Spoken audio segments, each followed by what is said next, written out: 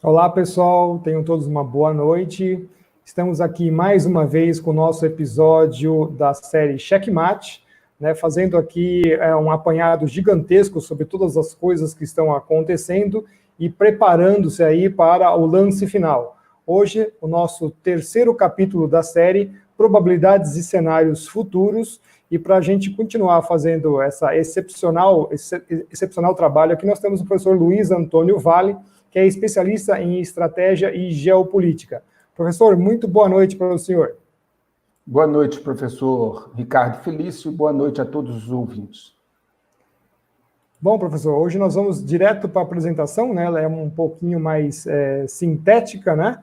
E sim, nós vamos mostrar um pouco mais sobre esse terceiro capítulo agora, e fazer algumas perguntas e também responder algumas perguntas dos nossos telespectadores, inclusive que mandaram tanto no chat quanto também via e-mail, né, professor?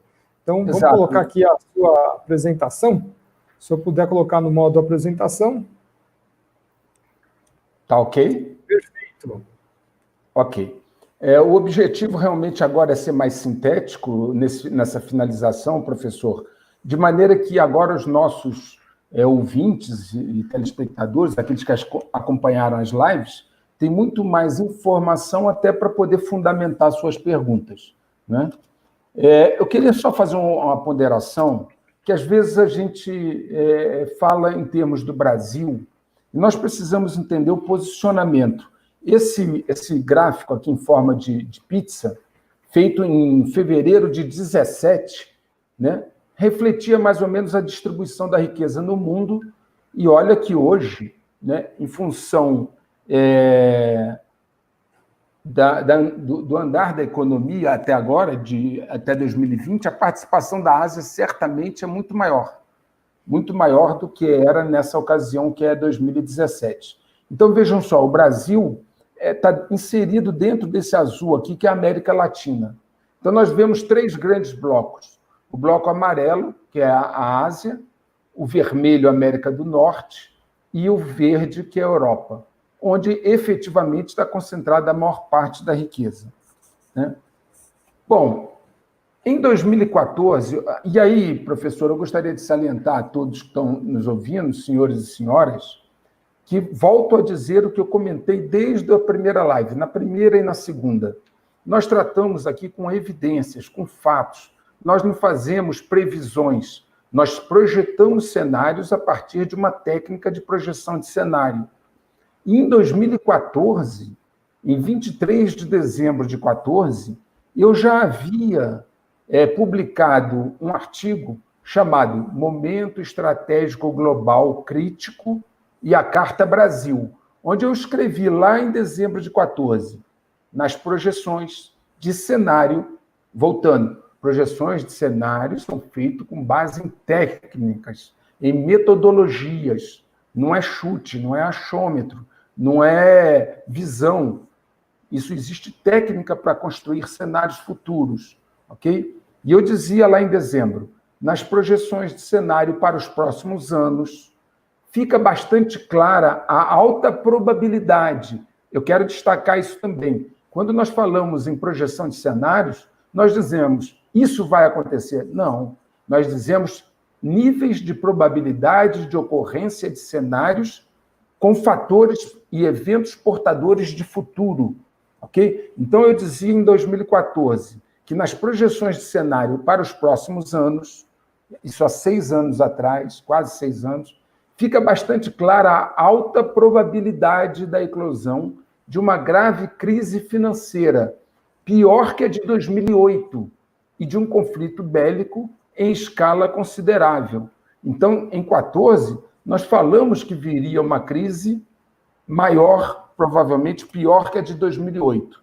E aí eu continuo... Só um esclarecimento também para os nossos ouvintes, desculpa cortar o senhor, que a geopolítica ela trabalha muito mais intrinsecamente com os cenários, que é diferente da climatologia, que usa uma hipótese, né? Só para deixar bem claro, o pessoal, eu critico muito quando o pessoal faz esses cenários, porque depende para que ciência ela é aplicada, né? Então, na parte de geopolítica, ela é uma ferramenta fundamental. No caso de clima mundial, como os caras trazem uma hipótese que não se sustenta, que é o CO2, controlando o clima, aquilo não tem nenhuma validade. É sempre bom deixar claro aqui para os nossos telespectadores. Por favor, senhor. Claro, porque ali, como o senhor bem citou, ele está partindo de uma hipótese. Nós, na área de geopolítica, de inteligência estratégica, nós não partimos de uma hipótese. Eu vou só lembrar o que eu falei na nossa primeira live, professor, se o senhor permite. Claro. Nós temos dados colossais, imagina computadores quânticos processando todas as informações da internet e de todos os hábitos e de tudo que sai na mídia. Então, você com dados, você compila dados. Sobre esses dados, eu estou resumindo a técnica, tá? Nós aplicamos uma técnica de análise ou de avaliação desses dados para nos certificarmos da credibilidade deles, da exatidão, se a fonte é correta, se aquilo não é uma desinformação. Após aplicar a técnica, então isso gera blocos de informação que são classificados dentro de uma matriz de decisão, e aí, a partir desses blocos de informação já classificados a partir de uma matriz de decisão, você produziu o conhecimento. Então, a partir daí, você joga em cenários, projeções de cenários. E esses vários cenários criados são em função de probabilidade de ocorrência. Então, não tem nada com hipótese, não tem nada com eu acho, não tem nada a ver com uma previsão não fundamentada. Isso são técnicas usadas por todas as grandes superpotências, né? Como é que você faz um planejamento, por exemplo, de 50 anos, como os Estados Unidos faz, sem projetar cenários de guerra? Quais são as novas tecnologias que vão ser utilizadas no teatro de guerra? Quais são os recursos que você vai precisar? Então, projeção de cenários em geopolítica, na área militar, é essencial. E quanto maior a probabilidade de ocorrência de um cenário, tanto mais chance de vitória você terá, ok? Então, voltando a essa questão, em 2014, eu já escrevi e publiquei um artigo onde eu dizia que na projeção de cenários para os próximos anos era alta probabilidade da eclosão de uma grave crise financeira pior que a de 2008. Muito bem. Depois eu continuei no texto desse artigo. O que virá primeiro, ou qual dará origem ao outro, é um entendimento ainda não pacificado, ou seja, primeiro vem a crise para depois haver o conflito, ou o conflito gerava a crise. Era isso que eu estava dizendo. Qual dos dois vem primeiro não estava pacificado naquele momento, em 2014. Entretanto, está no texto, está pacificado que não existe mais o se vai acontecer. Agora, a questão é quando vai acontecer. Veja bem, então o que eu digo aí? Nós já sabemos que vai acontecer. Naquela época, professor, se vocês lembrarem, já estava havendo repatriamento do ouro pelos países, trazendo ouro de volta para se garantir dos problemas. Nós já sabíamos que a bolha da dívida era insanável, só vinha crescendo. Nós já tínhamos observado, né, que o sistema financeiro estava se estruturando em cima de ativos frágeis, vamos dizer dessa maneira. Então, quem observa o fenômeno como telespectador num espectro mais amplo e de cima, percebe o caminhar. Eu vou dar um exemplo. Se o senhor está dentro do carro e após uma curva há uma bifurcação e para um lado existe um buraco, antes da curva o senhor ainda não vê. Mas uma pessoa que está no alto da montanha, que está sendo rodeada pela curva, ele sabe que vem um buraco. Então, quando você projeta cenários, você olha de cima, com dados, e projeta isso. E aí eu falei, não está pacificado quem vem primeiro, mas está pacificado que não existe mais o se. Isso é certo, não tem mais o se. A questão agora é quando. E aí eu disse assim, aí eu dei minha opinião pessoal. Penso que a crise artificialmente gerada detonará o conflito. Então, aí eu dei a minha opinião pessoal. Não era consenso. Eu falei, não está pacificado. Mas, na minha opinião, penso, quem pensa sou eu, que estou escrevendo o artigo, que a crise De que crise eu estava falando? Aquela futura que eu coloquei no primeiro parágrafo ali. Como é que é artificialmente, professor? Como assim? Pois é, essa é uma questão interessante, né? Então, eu entendia que essa crise artificialmente gerada que ia detonar o conflito. O que é uma crise artificialmente gerada? Eu vou me socorrer agora daquele slide da primeira live, quando eu cito Harry Dent, quando ele diz assim: estamos apenas esperando por um catalisador para iniciar o efeito dominó. Então, naquele momento, Harry Dent foi muito claro em dizer assim: nós estamos esperando um catalisador para começar o quê? Um efeito dominó. Em economia, se você tiver por exemplo, né, um calote muito grande, como o FMI previu, de 19 trilhões, você gera um efeito dominó. E o que é um catalisador? É um evento de grandes proporções que possa dar o start e conferir velocidade a um processo já planejado. Então, para ser potente, esse catalisador deve gerar medo e pânico suficiente para que as pessoas sejam levadas a fazer concessões que, numa situação normal, elas não fariam. Pode ser uma guerra, um atentado terrorista, uma pandemia, etc. Então, quando eu falei lá em 14, respondendo ao senhor agora, bem objetivamente, né, uma crise artificialmente gerada, eu estava me referindo a um catalisador. Eu não estou dizendo, e aí eu não estou entrando nesse mérito, né, se o Covid surgiu naturalmente ou não. Esse é um outro assunto. O fato que eu mostrei é que ele foi usado como um catalisador. E não foi ele. Já se tentou outros catalisadores antes. Vocês querem ver? Lembra quando começou aquela crise com a Coreia do Norte? E ficou todo mundo com medo de ter guerra com a Coreia do Norte, porque eles já estavam testando mísseis, podiam acertar o Havaí. Aquilo ali seria um catalisador se tivesse dado certo. Guerra com o Irã, agora, no dia 3 de janeiro. 3 de janeiro agora, gente, todo mundo já esqueceu. No dia 3 de janeiro, os Estados Unidos matou o número 2, praticamente, do Irã.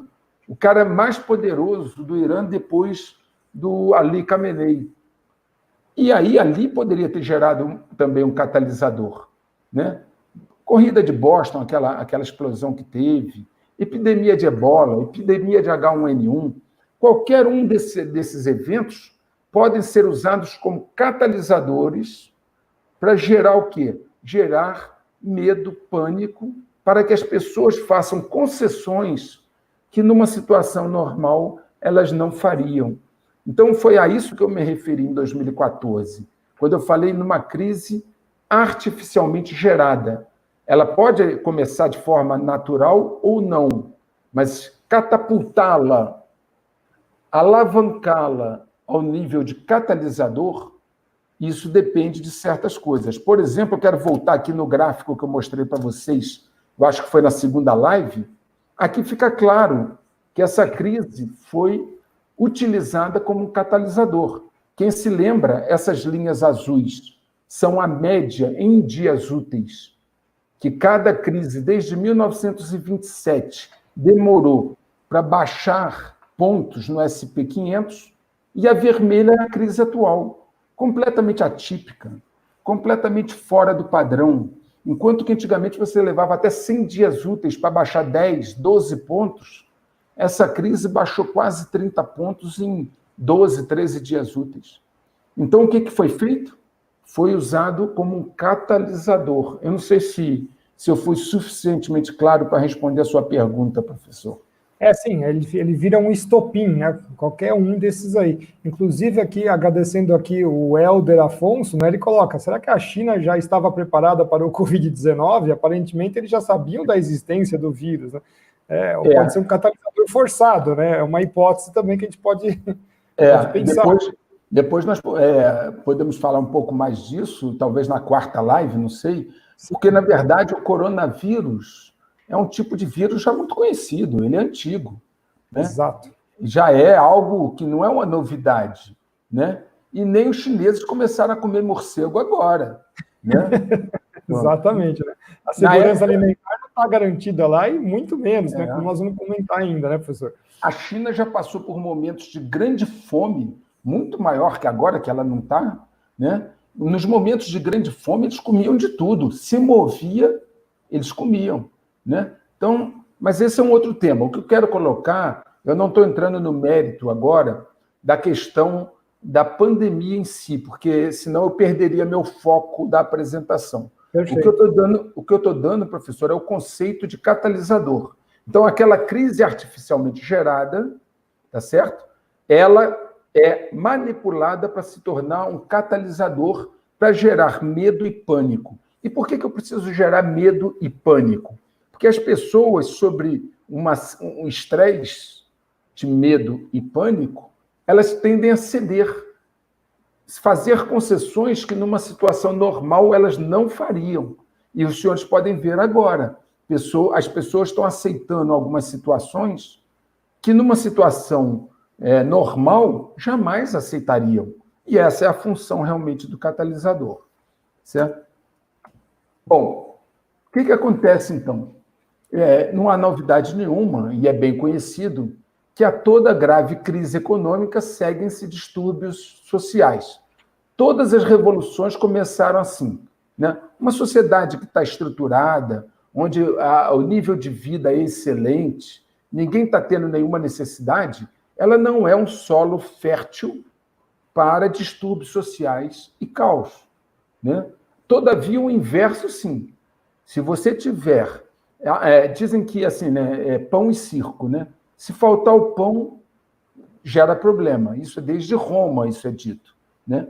Então, se houver uma grave crise econômica, né, geralmente se tem um terreno fértil para começar um problema.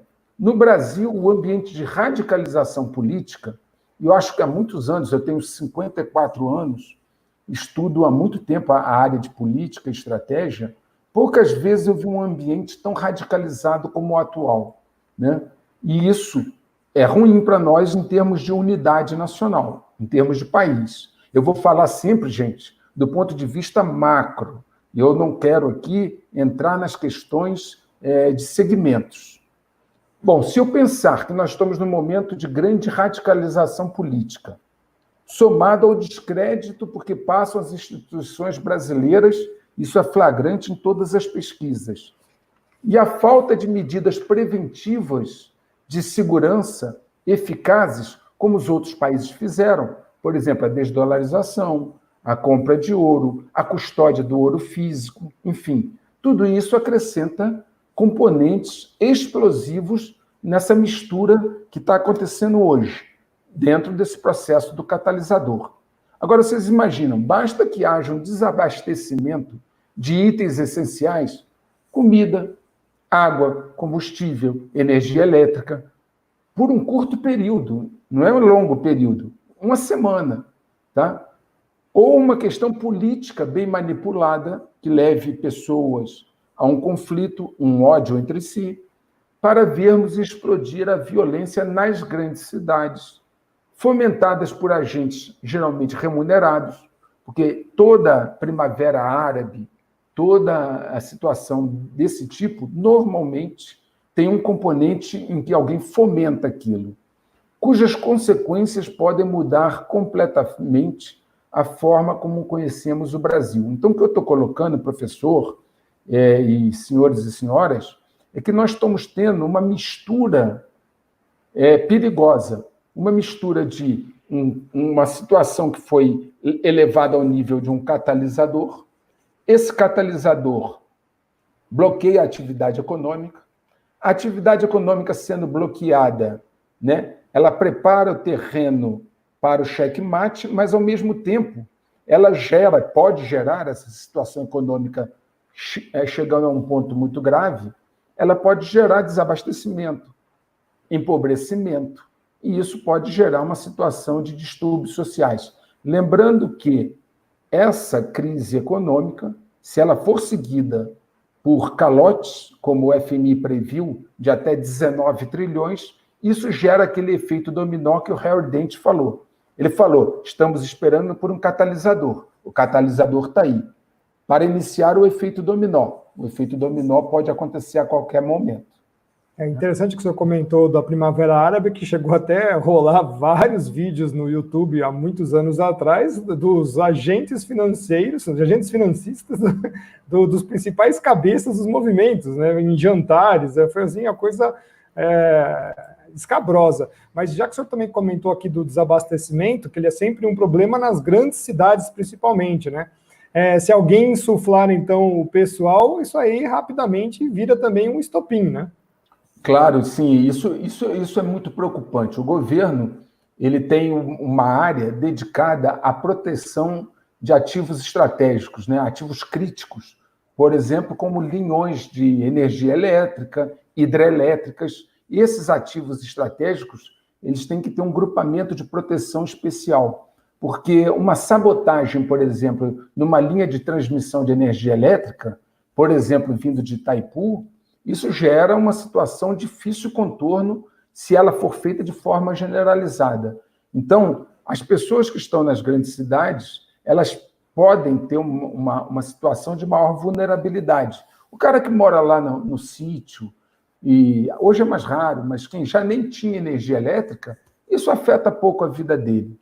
Aqueles que moram em cidades pequenas conseguem ir na horta, em algum lugar, buscar o seu dia a dia. Agora, as grandes cidades é que são um pouco mais problemáticas. Mas volto a dizer, o governo tem um grupamento, professor, que ele se preocupa exclusivamente com o planejamento para a proteção de infraestrutura crítica.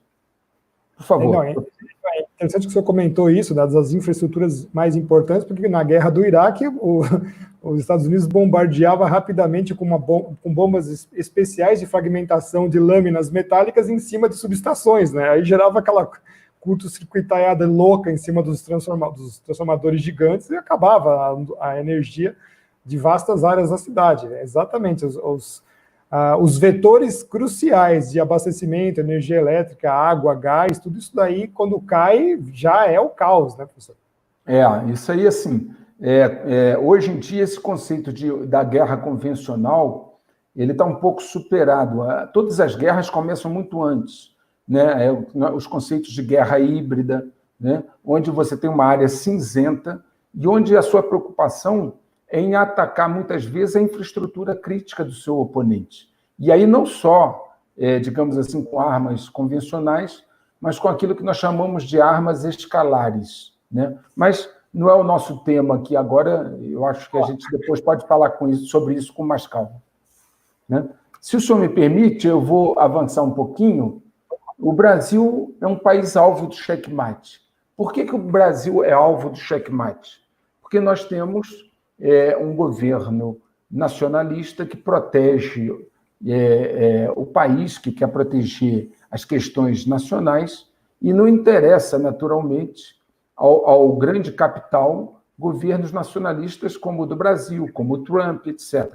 E, além disso, o objetivo maior é sempre que não haja tanta soberania nos países. O objetivo dos autores do checkmate, os operadores do checkmate, né? Por quê? Quanto mais soberania e autonomia os países têm, menos facilidade no trânsito desse capital. Veja que a Constituição da União Europeia foi incentivada, né? O fim das fronteiras tem sido incentivado. Harry Kissinger propôs, agora há pouco, eu não sei se tem uns 3 dias, né, a questão do governo, um governo global para lidar com a crise, né? Eu já comentei aqui com o Gordon Brown, ex-primeiro-ministro da Inglaterra também. Então, essa questão leva o Brasil a ser um país alvo, né, que vai sentir o checkmate. Porque o Brasil foi manipulado para ficar desguarnecido. Ele não tem, sem controle de empresas em ramos estratégicos. Por exemplo, nós vendemos a Embratel, que controlava, na época, os nossos satélites, né, que era ramo estratégico. Nós estamos vendo notícia aí, por exemplo, da Alemanha, né, e o próprio Estados Unidos dizendo assim, olha, a aquisição aqui de empresas em ramos estratégicos, o governo vai vetar, né? Eles não deixam. Se você for lá nos Estados Unidos querer comprar uma empresa em ramo estratégico, né, uma grande empreiteira militar, por exemplo, não vai comprar, né? Nós não temos controle do sistema financeiro, porque nós somos dependentes do capital especulativo, do capital externo. Não temos tecnologias competitivas de ponta, não digo uma ou outra, eu digo de uma forma geral. A nossa mão de obra é pouco competitiva, por motivos que estão bem colocados aí na internet, né? E dependente do Estado, muitas vezes. E, mais importante, nós não temos reservas cambiais com um lastro real. Nós somos dependentes hoje, totalmente reféns do dólar, né?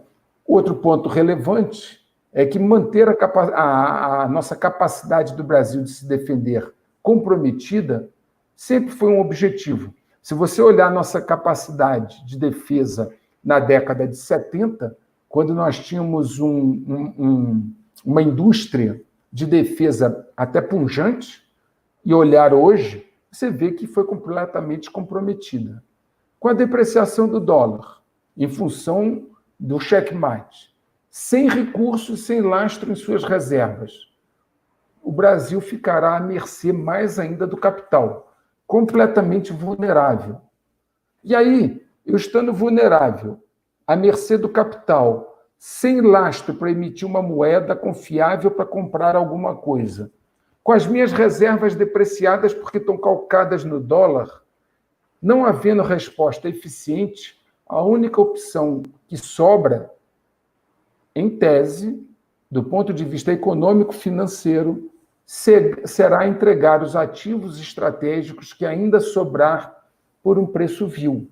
Crises são desenhadas para depreciar ativos. Os senhores e senhoras estão acompanhando, né, essa corrida dos chineses, e principalmente também na Europa e aqui, para comprar empresas. Né? Por que eles estão correndo para comprar empresas?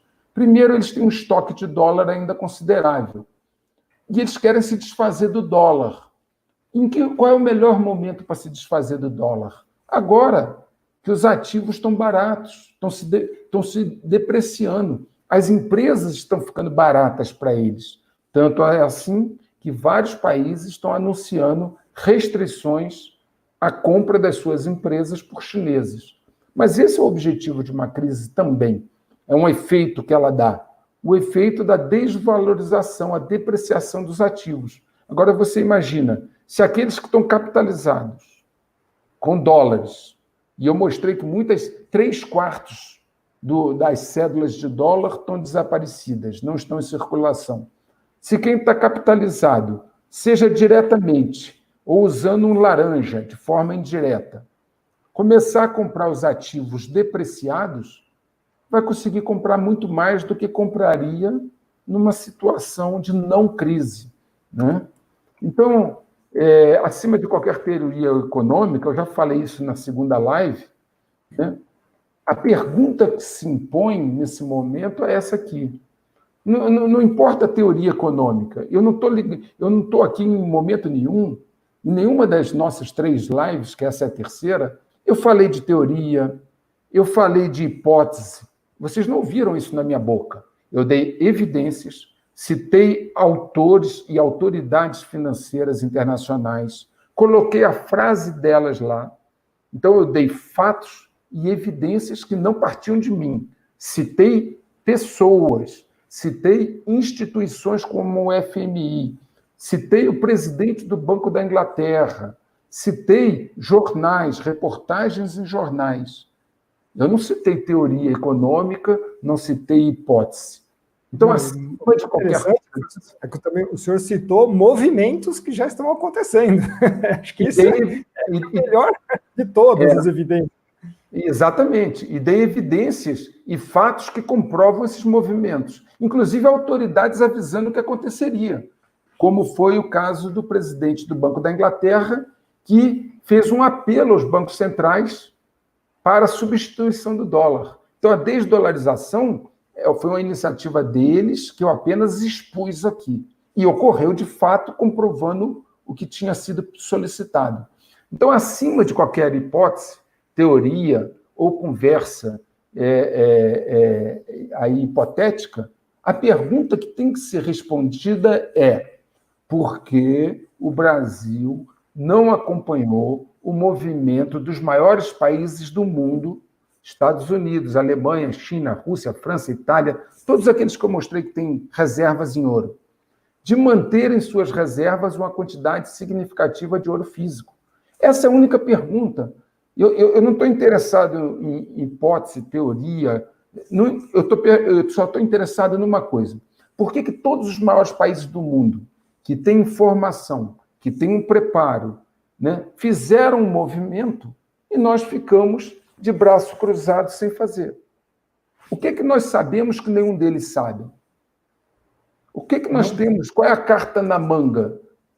É óbvio. Não só isso, é de vender os ativos estratégicos, que também eu sou veementemente contra isso. O pessoal adora uma privatização e fala assim, privatização, mas calma lá, né? Tem algumas coisas em que você vai colocar os seus ativos estratégicos na mão dos seus principais oponentes do cenário internacional. Isso aí é um absurdo. Como o senhor mesmo citou, todos os grandes players não fazem isso. Nós, se pretendemos almejar ser um dos grandes players internacionais, já começamos errados, né, professor? Já começamos errados. Professor, às vezes, a gente complica o que é fácil. Né? Por exemplo, não é difícil, é fácil copiar, né, a estratégia dos players. Pô, se Estados Unidos, Alemanha, China, Rússia, França, Itália, né, todo mundo está comprando ouro, mesmo que você não conseguiu atingir essa dimensão, você não conseguiu entender o jogo, pô, é só fazer o que eles estão fazendo, porque eles não jogam para perder. Eles não estariam fazendo algo para se prejudicar. É só copiar. A China começou a vida dela copiando. Né? A China é produto do capital ocidental. A China não era nada na década de 70, quando o Brasil já era a 7ª, 8ª economia do mundo. Quem botou dinheiro lá foi o Ocidente. Quem transferiu tecnologia para lá foi o Ocidente. Então, eu só quero deixar essa pergunta bem clara aqui, mais uma vez, porque eu já coloquei ela na live, na segunda live, é porque nós não fizemos o que todos fizeram. Porque nós pensamos saber mais do que eles. De onde vem essa eu vou usar um termo um pouco não muito diplomático, mas de onde vem essa, então vamos dizer assim, a vaidade que nos leva a achar que eles fizeram um movimento errado e só nós sabemos o que estamos fazendo. Humildade, né, é necessária, né? Bom senso, fundamental, né?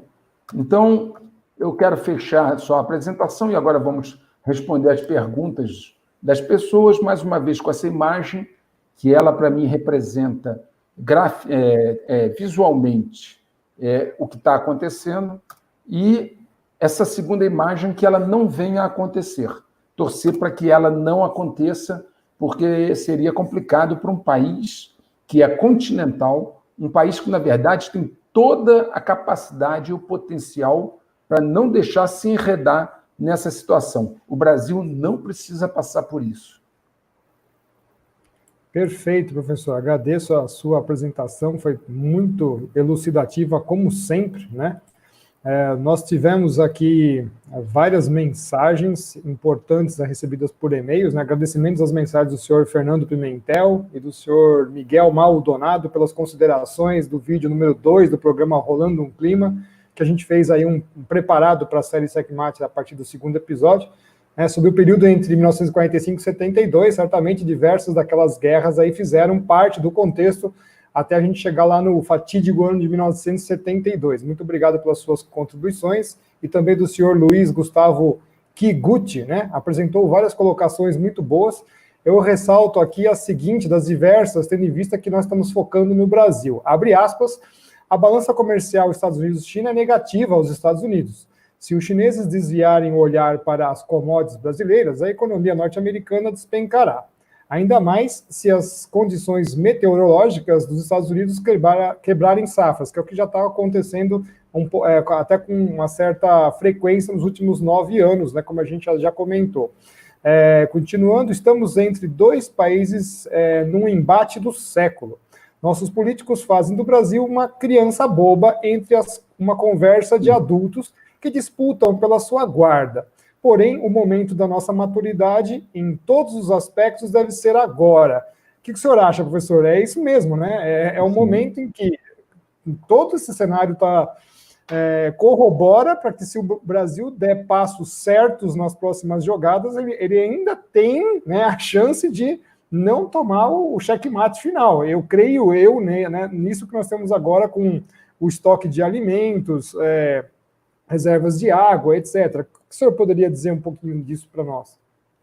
Eu digo assim, olha, o checkmate não depende de nós, porque depende do sistema financeiro internacional. O que nós podemos fazer é nos proteger do checkmate, porque mesmo que ele ocorra, nós temos como nos proteger. Eu queria fazer uma observação sobre essa colocação que você leu, que o interessante é o seguinte, é exatamente nos tempos de crise que surgem as oportunidades. Os Estados Unidos cresceu quando a Europa entrou em 2 guerras mundiais sucessivas, né? Então, os Estados Unidos tomou o lugar da Inglaterra, né? Se o mundo está entrando numa crise, e se nós tivermos a cabeça tranquila, soubermos fazer um bom planejamento, mesmo que o checkmate ocorra, porque essa bolha da dívida ela vai explodir, nós podemos fazer um gerenciamento desses danos, gerenciamento dessa situação, a fim de que ela não nos atinja em cheio. Agora, é necessário diferenciar 2 coisas que eu já comentei na segunda live. Não tem nada a ver lastro de moeda com reservas estratégicas. O lastro da moeda, que no caso o Alan Greenspan propôs o retorno ao padrão ouro, e que a desdolarização com a compra pelos bancos centrais de grandes quantidades de ouro está levando a isso, é porque o lastro é uma garantia da sua moeda e ele tem que ser algo quantificável. Tem que ser algo, além de ser quantificável, amplamente aceito. Ok? Se eu disser assim, eu posso dar as minhas reservas minerais como lastro da minha moeda, tá, mas quanto você tem de reservas minerais? Você pode quantificar isso com precisão, separar, botar num cofre e dizer, olha aqui a garantia, está aqui, está no cofre, é exatamente isso aqui. Você entende a diferença entre você ter um lastro que está lá, eu tenho 8.133 toneladas de ouro, como os Estados Unidos diz ter, ok? Então eu tenho 8.133 toneladas de ouro, está aqui, pode ser visto, está no meu cofre. Agora, quando você fala isso assim, quanto vale o aquífero Guarani? Entende? Você não consegue quantificar e dar a isso uma precisão para servir de lastro. Agora, é uma reserva estratégica? Claro. É de um valor maravilhoso, incomensurável. Quem vive sem água? Né? Existe todo um desenvolvimento de estudo sobre isso, a geopolítica da água. Claro que certamente a água vale hoje e valerá no futuro mais do que o ouro. Mas como é que você quantifica isso, bota num cofre e diz assim, você me pede que eu te entrego? Então, lastro de moeda, a garantia da sua moeda, ela tem que ser quantificável, ela tem que estar no local disponível, é diferente de ter reservas. Claro, as nossas reservas, volto, de água, as nossas reservas de alimentos de verdade, né? Arroz, feijão, coisas que se come, tá certo? As nossas reservas de minerais como o nióbio, né, que eu respondi na outra live, que não é uma coisa que tem uma demanda generalizada no mundo, mas dos países mais desenvolvidos. Tudo isso dá ao Brasil condições de confrontar o checkmate e obter vantagens competitivas, certo? Nós temos coisas que vão ser ambicionadas por todas as pessoas. Agora, como é que você faz para poder gerenciar isso? Veja bem, quanto nós temos de estoque de alimentos? Alimentos, arroz, feijão, né? Carne, alface, tomate, o que se come, ovos. Quanto nós temos e podemos extrair de água? Nós precisamos, por exemplo, os Estados Unidos têm uma reserva de petróleo no Alasca, ainda que hoje ele esteja estimulando, né, a energia do xisto, né? Mas lá aquela reserva, eles têm lá ela para efeitos estratégicos, né? Então nós, enquanto país, poderíamos e podemos aproveitar essa oportunidade, e aí, voltando à observação do nosso ouvinte, quando dois gigantes estão se confrontando, China e Estados Unidos, né, e no meio a Europa perdida também, nós podemos tirar disso uma vantagem competitiva para sair desta crise, né, numa situação mais favorável do que a que estamos entrando. É interessante, a Evelyn Ribeiro, agradecido pela sua contribuição, e ao mesmo tempo a pergunta dela acho que faz o link que a gente queria do outro capítulo. Ainda há tempo para reservas de lastro? Parabéns e muito obrigado. Até o senhor comentou, ainda tem ouro lá, o ouro está em campo, ele ainda não pode ser mensurável, mas dá tempo ainda então de fazer uma extração, porque a gente sabe, inclusive, que esse ouro tem uma facilidade aí de ser tirado, né? Então, gostaria que o senhor fizesse aí um comentário em cima disso, por favor, professor. Olha só, olha a diferença entre o ouro estar lá e o ouro virar lastro. Esse ouro vira lastro no momento em que eu extraí-lo, refiná-lo, transformá-lo, catalogar, transformar em barra, botar num cofre e dizer, eu tenho ouro. Certo? Claro que nós temos muito ouro. O Brasil tem muito ouro. Nós comentamos isso na outra live. O que nós precisamos é ter um planejamento para isso. A China fez um planejamento e durante anos, inclusive, como lá isso é considerado segurança nacional, na Rússia e na China, e nos Estados Unidos também, né? Isso é considerado segurança nacional, o próprio exército chinês, ele monitora a extração do ouro. Ele monitora a extração do ouro. Lá ninguém sai vendendo ouro. E aí você me comentou, antes de nós entrarmos, sobre aquela questão lá, eu não sei se foi Guarulhos, um ouro que foi roubado. Quando estava... Passou várias perguntas disso também, né? Foi bem no mesmo mês que o senhor começou a série Checkmate, né? Exatamente. E eu comento isso, se eu não estou enganado, no primeiro artigo meu. Tá certo? Esse ouro parece que estava indo para o Canadá. Veja só, como é que um país como o nosso exporta, tenta comprar ouro da Rússia e da China, dos Estados Unidos. Tá? Lá, eu volto a dizer, na China isso é tratado pelo exército. A extração de ouro, o monitoramento da produção de ouro. Nós produzimos aqui, segundo os dados disponíveis, porque não sei se são exatos, 97 toneladas de ouro. 97 a 98. E temos nas reservas, menos que isso, 67. Claro que se você pegar todas as minas de ouro do Brasil, né, e passar a monitorar e incentivar, inclusive, essa produção, você vai ter um lastro para fazer para a sua moeda. Perfeito. Jô Ruiz colocou aqui, se o senhor pensa na hipótese dessa situação atual ter sido criada por governos mundiais, mas eu já faço um gancho também com o Ademar Armindo, né? Quem são todos esses credores dos governos, né? Quem são os caras que estão por trás, que fazem lá, que faz o Fed, por exemplo, né? Que põe o dinheiro e empresta para o governo? Essa pergunta também foi bastante recorrente, professor. É importante aí nós observarmos quem são os compradores dos títulos americanos. Desde governos como a China e outros países compraram, o Brasil comprou títulos americanos, né? Mas como funciona esse mercado? E aí você pode ir atrás de algumas informações, por exemplo, não sei se foi ontem, o CEO do BlackRock, que é um fundo de investimento, né? Falando sobre a política deles. O BlackRock, o fundo de investimento, ele tem não sei quantos trilhões na carteira. Enquanto o Brasil tem de reserva, né, aquilo que eu mostrei, 300 já caiu uns 10 a 15 bilhões, o Brasil deve estar na faixa de 350 a 360 bilhões, o BlackRock tem trilhões na carteira. Ou seja, ele tem muito mais disponibilidade do que nós temos de reserva. Esses caras são grandes players, caras que compram títulos, compram empresas, são credores. Né? O BlackRock, Vanguard, State Street, FMR, enfim, vários fundos de investimento. Por trás deles tem os seus cotistas, né? São grandes magnatas, grandes grupos de investidores que têm seus próprios interesses e trabalham de forma coordenada para proteger os seus interesses. o que é normal, né? Uma colocação que eu gostaria de fazer é o seguinte, cabe a nós nos defendermos.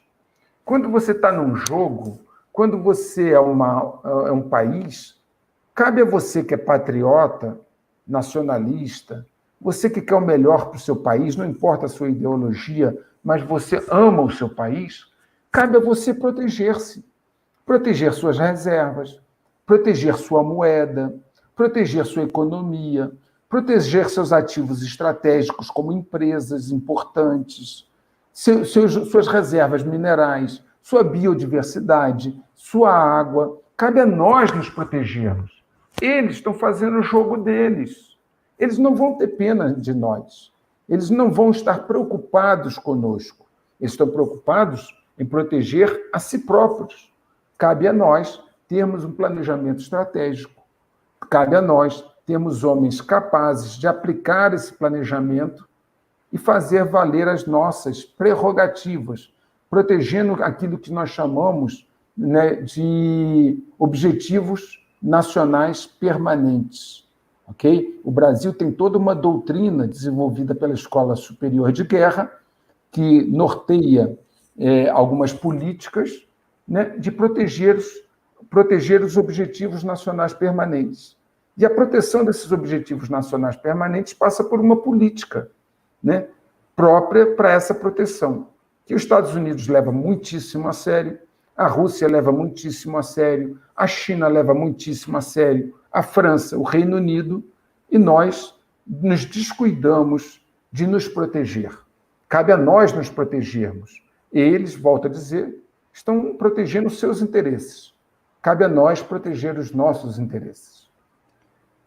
Só uma observação aqui que foi feita na outra live, deixa eu ver aqui o nome, o senhor Roberto Salles e o senhor Wagner Silva, a lei HR 6566 não foi aprovada em 2018, foi em 2012, mas na verdade não foi isso que nós falamos, né? O senhor não mostrou isso, na verdade ela volta para a casa aqui, né, HR 168, não sei se vai dar para ver aqui, dá o foco, volta no dia 26 de julho de 2018. Está aqui, né, para quem questionou lá a gente, está aqui o original. Deixa eu ver se tem uma coisa... Só uma observação, professor. Ela é aprovada em 2012, e ali no slide, eu botei ela logo após uma outra que foi aprovada em 2018. E ela retornou à casa em 2018, como o senhor mostrou aí, em julho. Perfeito. O senhor Jerônimo Tavares, devemos nos acostumar com dólar alto e juros baixos nesse momento agora de transição? Uma pergunta interessante. O dólar, os juros estão baixos, internacionais, porque o serviço da dívida americana não suporta juros altos, porque o maior devedor do mundo é o governo americano. Certo? Nós somos credores dos americanos. Nós pegamos nosso dinheiro, aplicamos comprando títulos dos Estados Unidos, e isso constitui a nossa reserva. Então, os juros lá são pequenos para que a dívida, o rolar da dívida americana seja baixo. Agora, o dólar aqui cresceu, subiu, porque a maioria das pessoas leigas, as pessoas que têm essa visão do dólar como um refúgio na crise. Então, quando começou a crise, as pessoas começaram a se refugiar no dólar. Não é tão fácil para a pessoa comum, por exemplo, comprar ouro, né? Existem revendedores de ouro que, nesse momento, estão fechados por causa do lockdown. Se você quiser comprar ouro, você não vai conseguir comprar. Mas, antes do lockdown, era fácil comprar ouro. Físico, com nota fiscal, certificado de origem, tudo direitinho. Já não é tão fácil, por exemplo, comprar diamante. Não é tão fácil comprar prata, outros ativos importantes, mas que são muito difícil acesso. Então, as pessoas tendem, nesses momentos de crise, se refugiar no dólar, que é fácil de comprar, apesar de que elas não tenham a informação de que o dólar é efetivamente um dos alvos do checkmate. A representação, professor, por exemplo, a Japão está tentando tirar algumas empresas da China, estão fazendo um rechamado. Essa ainda é muito incipiente, isso, né? Isso É um negócio que eles começaram nos anos 90, né? O planejamento chinês de para 50 anos. Não adianta agora sair correndo, é que nem assim, você vai bater o carro e vai fazer seguro depois, né? Então... Agora, professor, eu vou colocar uma pergunta aqui, até para a gente... Eu acho que uma das coisas que a gente tem que fazer é provocar reflexão, né? Isso. Quando as grandes empresas, os globalistas, metacapitalistas, esses nomes que eu não sou muito afeito a esses títulos, essas roupagens. A gente é só uma bandeira, né, professor, para poder ajudar. Uma reflexão, né? Mas quando essas pessoas, na década de 70 e início de 80, começaram a colocar dinheiro na China, e aí, porque o custo de produção é baixo, eu vou maximizar meu lucro, começaram a transferir tecnologia para lá, colocar dinheiro e transferir tecnologia. Será que essas pessoas não perceberam o que elas estavam criando no futuro? Será que elas não tinham como perceber que elas estavam alimentando o que seria, em tese, o seu próprio concorrente? Ou será que não é concorrente deles? Vamos pensar sobre isso. Inclusive, essa história se repetiu, inclusive, na Europa, né, com um ditador muito famoso, né, que recebeu incentivo de tudo que é lado e fez toda uma desgraça depois, né, professor? Temos que... A história se repete, né? Não é algo estranho que o Ocidente tenha criado a China, porque a China até a década de 70 não era nada, economicamente. O Ocidente foi e fez a China ser o que é. Transferiu capital, tecnologia, etc., etc., sem perceber o que ia acontecer, sem perceber as consequências do que estava fazendo. Quer dizer, esse jogo é quem contra quem? Professor, o Sidney, ele está bastante insistente. Sidney, meu querido, eu vou colocar você aqui para o professor respondê-lo. Ele já mandou por e-mail, já mandou umas 4 vezes aqui. Sobre a Alemanha repatriar o ouro, quais as razões de que um país manda suas reservas para outros cofres, entre aspas, como a Venezuela, que me parece ter deixado o ouro deles com os russos? Aí a coisa é um pouquinho mais apertada, né, professor? Não, olha, naquele momento, até 2014, 13, 12, vamos voltar um pouco, até 2008, existia assim, um clima de muita confiança. Não existia assim, uma intranquilidade total.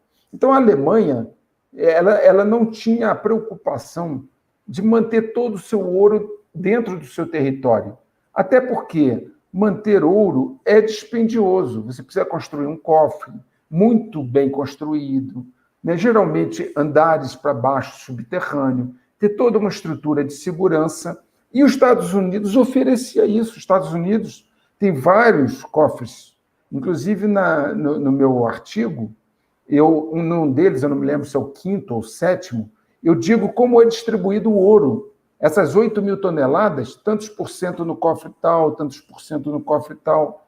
Então, como não havia uma desconfiança, né, respondendo ao nosso ouvinte, o Sidney, é tipo assim, Sidney, imagina que você confia no seu irmão, tá certo? E aí o seu ouro não cabe na sua casa, você não tem onde pôr na sua casa muito ouro, você deixa uma parte desse dinheiro, desse ouro, com seu irmão, você confia nele. Aí lá na frente, quando deu 2008, que começou aquela crise 2008, 2009, a Alemanha e outros países, não foi só ela que repatriou, vários outros, começaram a olhar e falar assim, caramba, se tiver outra crise dessa, e ele disser que não devolve o meu ouro, o que eu faço? Aí eu quero trazer meu ouro de volta. E teve até certas escaramuças aí, quando a Alemanha... Para ninguém ouvir, né, professor? Vamos contar aquela de tungstênio junto do ouro também ou não? Vamos contar para o pessoal? Não, aí vai gerar uma confusão enorme aqui, né? Deixa só assim, né? A Alemanha e outros países vão deixar dessa forma, perceberam que tinham que trazer o ouro de volta. E teve até um mal-estar, né? Quando tentaram repatriar o ouro. Esse ouro demorou para ser repatriado. Então, respondendo objetivamente, antes reinava um clima de confiança. como você teria com seu irmão, com um grande amigo. Depois que você viu a crise, esse clima de confiança ele se dissolveu em grande parte. E aí você olhou e falou assim, não, eu quero o meu dinheiro perto de mim. E aí começou o repatriamento. É isso aí. Muito bem, tem uma outra aqui, já que o senhor está falando dos artigos, muita gente perguntando, né, com o senhor Bianco Giallo, onde estão os seus artigos? Bom, boa parte deles já foi publicados no Twitter e no Facebook Ricardo Felício Oficial, bem Exatamente. como outros sítios, né? Está no O Livre, qual mais, professor? O Livre e no Alerta Total. O Livre está completo, tem os 18 artigos. O Alerta Total eu publiquei 13. Mas tem no Twitter do senhor, se eu não me engano, o senhor divulgou todos eles, todos os 18. Se vocês tiverem a paciência de ir lá no Twitter, se bem que para 2019 deve ter uma fila monstra. Eu acho que eu vou fazer o seguinte, professor, de repente pode colocar por episódio os artigos referentes na nossa descrição do vídeo, porque facilita, então, o acesso aos nossos telespectadores, e já estamos adiantando aqui uma boa notícia, o professor está fazendo um livro, não só com todos os artigos, como também os comentários em cima, então, em breve vocês vão ter esse material todo aí em mãos, né? Vai ser uma coisa bastante proveitosa. Alguém falou alguma coisa aqui que a gente acabou de comentar, passou batido, mas eu só vou falar, a história sim, o que mais a história, disciplina história nos mostra é que ela se repete. Então, por isso que o professor elencou aí, mas ninguém estava com a visão estratégica de colocar todos os parques industriais na China, transferência de tecnologia com data marcada, inclusive, né, professor? Tinha lá, vamos colocar uma fábrica para construir aviões, mas daqui 10 anos a tecnologia daquele avião tem que ser passada para a China. E eu também gosto de dizer que foi muito proveitoso para o Brasil, né? O consórcio chinês-brasileiro para desenvolvimento de tecnologia espacial era o Brasil descobriu uma coisa, passava para a China descobriu uma coisa, não passava para o Brasil. Foi, maravilha, tá? Eu queria fazer uma observação, professor, que agora, eu acho que tem também, poucos dias atrás, um assessor do Trump, se eu não me engano, o nome dele, o sobrenome é Navarro, né? Tem que se procurar aí. Ele disse que os americanos hoje reconhecem que eles cometeram um erro em deixar tantos produtos de consumo sendo fabricados na China. Por exemplo, está faltando nos Estados Unidos medicamento, alguns equipamentos médicos, porque isso vinha sendo feito pela China. Então, assim, você deveria ter tido lá atrás, e olha, existem estudos sobre isso sim, tá? Lá de trás, onde se disse que era um erro estratégico que estava sendo feito, mas estava sendo feito pelas corporações. E as corporações não necessariamente atendiam a essa questão estratégica. Agora, não perceberam o que estavam fazendo? De que lado, quem está com quem nessa história? Mais uma pergunta. Youssef, boas informações, agradecido pela sua contribuição. O Alexandre HB, professores, convido o Paulo Cogos para a próxima live, mande um abraço para ele, inclusive ele fez uma live interessante hoje, falando que os Estados Unidos está fazendo a sua sexta força militar, que seria espacial, né? A gente sabe do porquê isso, né, professor? Tem a pirâmide da dominação, né? Na verdade, o coroamento da pirâmide de dominação é fazer um painel do espaço, e eles já estão se adiantando a isso, como já tem a informação no Livro Branco de Defesa Nacional desde 2010, né? 2025 vai ser um ano aí fatídico, nós podemos depois comentar alguma coisa disso. Professor, para fechar aqui a sessão perguntas, agora eu tenho uma pergunta que seria interessante a gente pensar e fazer uma reflexão. Se de repente eu troco as notas de dólar verdinha para as azuisinhas ou qualquer outra cor, e falo que aquela lá não vale mais, que rebu que nós teríamos no mundo, sabendo que aí tem, o senhor falou mais ou menos 75%, né, de dinheiro. 3/4. 3/4 mais ou menos está desaparecido. Quebra crime organizado, quer dizer, o que será que acontece se, né, pensasse numa estratégia, não, a partir de agora nós inventamos um dólar vermelho, para chamar bem atenção, vai? Não tem nada a ver com partidos políticos, mas só para chamar a atenção. Não é verde, agora é vermelho, não vale mais o verde. Ou todo mundo tem que ir para o banco nos próximos 30 dias para trocar, imagina a loucura. Isso aí seria uma estratégia de fim de mundo também, que o senhor poderia comentar aqui com a gente. Assim, só para fazer uma analogia, né? Não chegou a esse ponto, mas os Estados Unidos trocou as notas de $100, né? Botou aquela tarja azul, né? E mudou. Claro, as notas anteriores não foram invalidadas, mas foi dito que elas não eram confiáveis porque estavam sendo muito falsificadas. E passou a valer mais, muito mais bem aceita, não é que só vale ela, mas passou a ser mais aceita essa nova nota de $100 com aquela faixa azul. Veja bem, isso aí que você falou, veja como é simples fazer algo. De hoje em diante não vale mais. Eu vou dar um exemplo, voltar a um caso nosso brasileiro, onde uma mudança de regra gerou um problema enorme. Na época, eu era auditor, né? E o Plano Collor, a Zélia Cardoso de Mello, aqueles mais antigos devem lembrar, ela, num certo momento, falou dos depósitos que estavam sendo bloqueados e tal, e aí ela tocou num ponto que, para o leigo, não significa muito, mas para quem é da área financeira era mais importante que o bloqueio do dinheiro. Foi quando ela disse que todos aqueles que tinham títulos ao portador, de agora em diante, para resgatar o título ao portador, teriam que se identificar. Que era aquele papelzão que parecia um diploma antigamente, né, professor? Eram títulos, né? Assim, mas o mais importante, o detalhe dessa informação é a mudança de regra.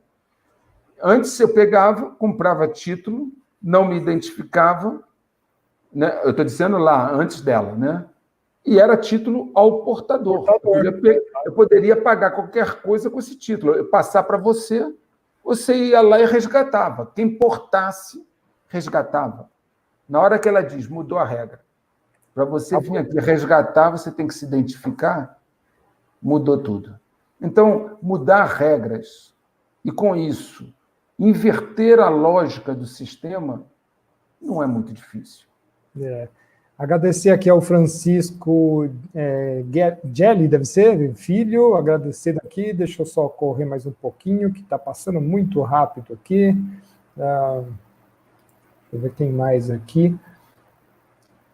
A Pablo Emanuel Cavalcante de Sales, parabéns pelo trabalho, senhores. Guilherme Artilheiro, parabéns pelo trabalho dos senhores também. Nós estamos agradecendo a vocês. Roberto Gibbing, agradeço aos excelentes vídeos desse canal. Nós é que agradecemos a presença de todos vocês. O nosso trabalho aqui é exatamente esse. Queremos sempre divulgar muita coisa, muita informação. Deixa eu ver se faltou alguma coisa, professor. Acho que cobrimos tudo de hoje, né? O senhor tem mais alguma coisa importante para a gente falar agora?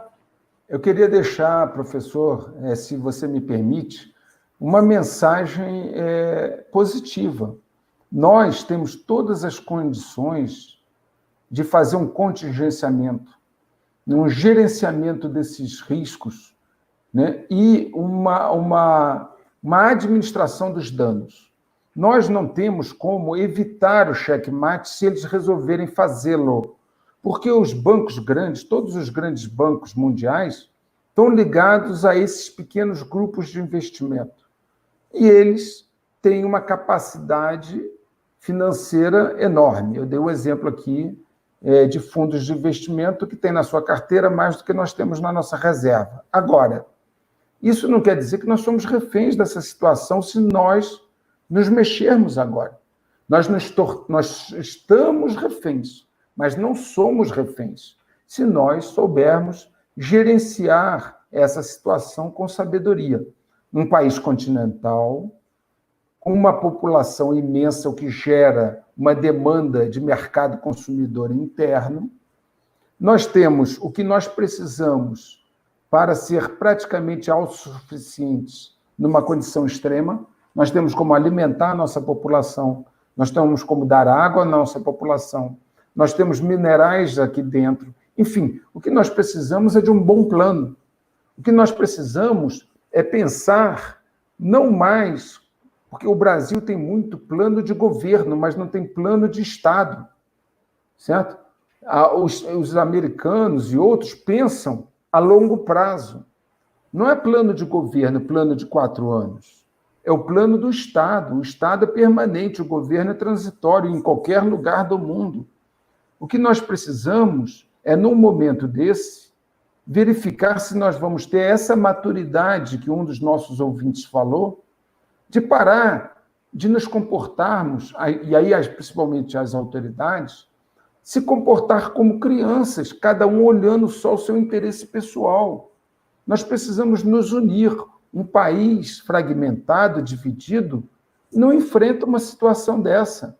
Nós precisamos deixar de ser crianças e passar a ser adultos, nos unirmos em torno de um ideal, nos unirmos em torno do país. Não é A, B ou C. Não estou falando de nome de pessoas. Eu não estou aqui falando disso, estou falando de uma estratégia nacional.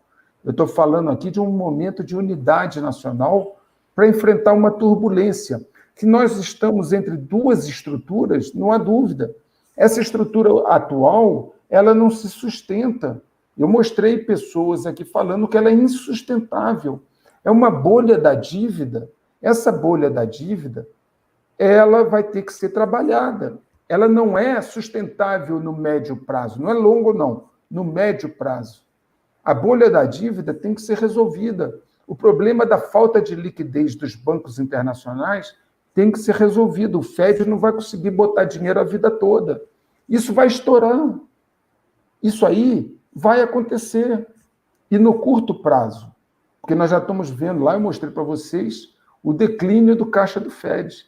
Quando o Fed anunciou agora há pouco, em março, se eu não me engano, em março, o novo socorro financeiro, Wall Street respondeu com a queda dos índices. Porque nem o Wall Street está confiando mais nessa situação. Porque sabe que o fôlego acaba, o oxigênio uma hora acaba. Ora, o que nós vamos fazer? Ficar sentado esperando? Vamos ficar olhando para tudo e dizendo, ó Deus, ó azar, ou vamos nos mexer? Tá certo? O Sidney até perguntou isso aqui. Achei a sua contribuição aqui, Sidney. Desculpa, passou muito rápido. Não apenas com o real, mas outras moedas também desvalorizaram, né? Isso pode indicar um padrão? Acho que é mais ou menos o que o senhor está falando agora aí também, né? O que nós precisamos fazer é sair da inércia. Os países começaram esse processo de desdolarização lá atrás, 14, 15, 16, aceleraram 18 e 19. Eu volto a dizer, os meus artigos de 13 e 14, 2013 e 14, eu acendi a luz laranja. Os meus artigos de 2019, eu acendo a luz vermelha. Falei, ó, é agora, vai acontecer. Eu tenho um artigo onde eu disse, vai acontecer agora, em 19, ou no primeiro semestre de 20. Eu corri o risco de dizer quando. E falei, no máximo, até o primeiro semestre de 20. Está lá nos meus artigos. Ora, o que nós vamos fazer? Ficar descansando em berço esplêndido? Por que nós não embarcamos na desdolarização quando ela começou? Por que nós não observamos o que eles estavam fazendo e falamos assim, cara, se os maiores players do mundo estão fazendo, é óbvio que eu vou precisar acompanhar esse movimento. Bom, não foi feito. E nós agora? Vamos fazer o quê? Nós temos que nos unir, povo, né? As pessoas têm que se unir. O Shadow Moon, obrigado pela sua contribuição, ele mandou uma pergunta aqui, é verdade, um lembrete muito interessante também na parte de geoestratégica, porque nós não temos infraestrutura, principalmente transporte, as regiões vão ficar isoladas, ainda vai poder faltar energia. Quer dizer, olha só como a gente ainda está numa situação ainda muito mais precária quando a gente pensa também nisso daí, né? Porque a gente só está acostumado com os grandes centros e o resto do Brasil. Professor, eu falei que nós sempre traçamos 3 cenários. Né? O pessimista, o moderado e o otimista. Eu prefiro não falar sobre o cenário pessimista. Exatamente, então, mas foi bem lembrado dele aqui. Né? Eu prefiro trazer uma energia nova, porque se eu for falar do cenário pessimista, fica muito complicado. Como eu lido com isso há 22 anos, eu estou acostumado com esse tipo de informação e durmo bem. Acabar a live aqui, eu vou tomar aqui, comer alguma coisa e vou dormir tranquilamente. E o cenário, como eu já falei, é dinâmico. Sim. O cenário que nós já estamos projetando amanhã, recomeçando a processar o cenário, não é o mesmo de 3 semanas atrás. Antes de acabar março, nós não sabíamos que tinha sido vendido 109 bilhões em títulos, como eu falei na segunda live. Cada evento desse cria um novo cenário. Mas é importante comentar que nós temos os pré-requisitos. Nós não somos um paísinho pequeno, com uma população pequenininha, sem minério, sem comida, sem água. Nós somos um país continental. Sabe o que está nos faltando? Maturidade, como foi dito. Está faltando maturidade. O Brasil nunca passou por uma crise de verdade. O Brasil nunca esteve envolvido numa guerra devastadora. Nós não temos, inclusive, a experiência para lidar com essa situação. Então, precisa haver maturidade. Precisa as pessoas deixarem de lado seus interesses pessoais e botarem os interesses do país à frente. Deixar de lado os seus interesses. Precisa haver um consenso em torno das coisas mínimas, de uma agenda mínima. Vamos fazer o seguinte, vamos trabalhar nas convergências e vamos deixar as divergências para tratar depois. Quais são as convergências? A necessidade de manter as instituições funcionando, a necessidade de que o nosso povo tenha o que comer, o que beber, a necessidade de proteger a nossa moeda, as nossas reservas, proteger a nossa indústria, proteger os empregos, proteger a vida humana também. Então, vamos trabalhar nas convergências. E vamos deixar as divergências, que nós vamos descobrir que são bem menores, para tratar depois da crise. Ok? Então, essa é a mensagem. Nós temos muito para fazer. Precisamos de pessoas capazes, tomando as decisões, tá certo? As decisões não podem estar sendo tomadas por pessoas despreparadas, e esse é um grande problema. Cada país, na verdade, não é um reflexo do seu povo, é um reflexo da sua elite. Porque não é o povo que deu a direção de cada país. Foi a elite de cada país. O nosso país é reflexo da nossa elite. Os Estados Unidos é reflexo da elite deles. E assim por diante. Tá certo? O povo contribuiu muitas vezes, mas foi a elite que criou a política monetária, a política financeira, a política fiscal, a política militar, etc. Nós precisamos nos unir em torno de algo, que é os objetivos nacionais permanentes, as nossas convergências, e precisamos deixar os interesses particulares de lado. Para isso precisa maturidade, para isso precisa pessoas que tenham facilidade de tomar decisões, que tenham capacidade de decidir, que tenham visão estratégica, que conheçam o jogo, o xadrez, analogicamente estou falando, metaforicamente, que conheçam como funciona e que consigam olhar mais longe e entender o passo seguinte. Trump está fazendo o jogo dele, tomou várias medidas, como eu falei, está tentando fazer um contra-ataque, um contragolpe, que podemos falar mais na próxima live do contragolpe que ele planejou, ele não, as forças que o apoiam. Né? É um jogo. Nos meus artigos eu falo, são 2 jogadores. Todos 2 têm carta na manga. E no Brasil? Quem está jogando? Como está jogando? Com que peso? Com que cartas? Nós precisamos nesse momento, onde nós não temos o país como um todo, não passou por guerras e crises desse tamanho, nós precisamos rapidamente, urgentemente, né, de nos unirmos e termos lideranças capazes de lidar com essa situação. Essa é a minha mensagem.